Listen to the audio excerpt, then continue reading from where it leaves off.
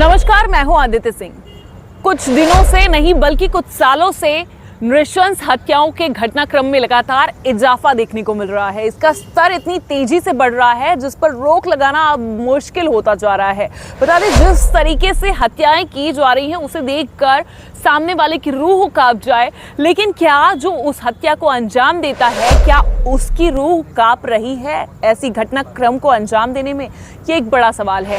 इससे कहीं ना कहीं कानून पर एक खतरा सा मंडरा रहा है। इसे एक विकृति का नाम दिया जा रहा है, लेकिन इस विकृति को रोकने की जरूरत है। बता दें, जिस तरीके से वसई की बेटी श्रद्धा वॉकर के साथ में जो घटना हुई 2022 में, अब तक उसे कोई भूल नहीं पाया है।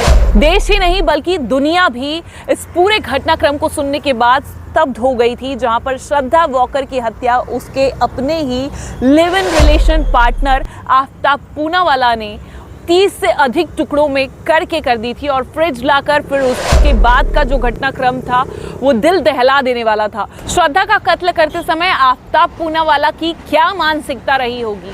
वहीं नालासोपारा से एक घटना सामने आई थी जिसमें हार्दिक शाह नाम के एक युवक ने अपनी ही मेघा नाम की प्रेमिका की हत्या कर दी।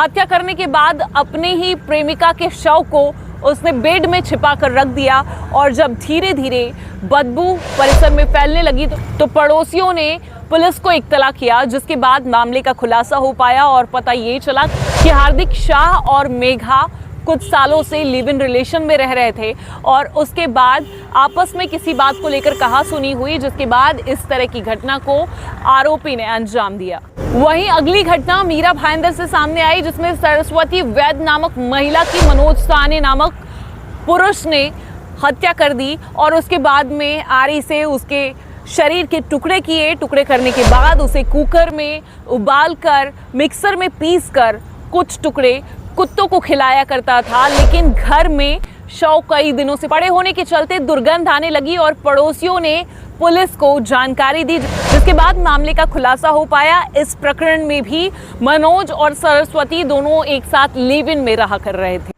वहीं नायगांव से भी एक घटना सामने आई जिसमें नैना नामक लड़की की एक शादीशुदा व्यक्ति ने, मनोहर शुक्ला जिसका नाम था, उसने अपनी पत्नी के साथ मिलकर अपनी ही प्रेमिका का कत्ल किया।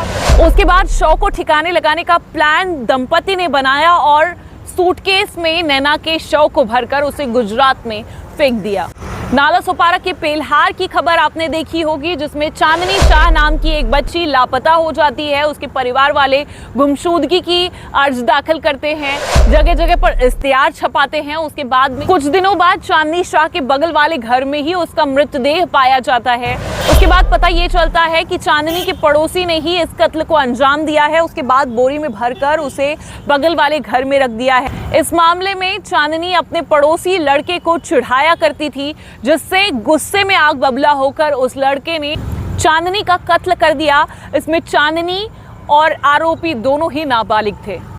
अभी कुछ दिनों पहले ही पालघर में सुमित तांडेल नाम के युवक ने स्नेहा चौधरी नाम की अपनी ही प्रेमिका के सर पर पत्थर मारकर उसका खून कर दिया और आपसी कहासुनी का अंजाम ये निकला कि आज स्नेहा चौधरी इस दुनिया में नहीं है।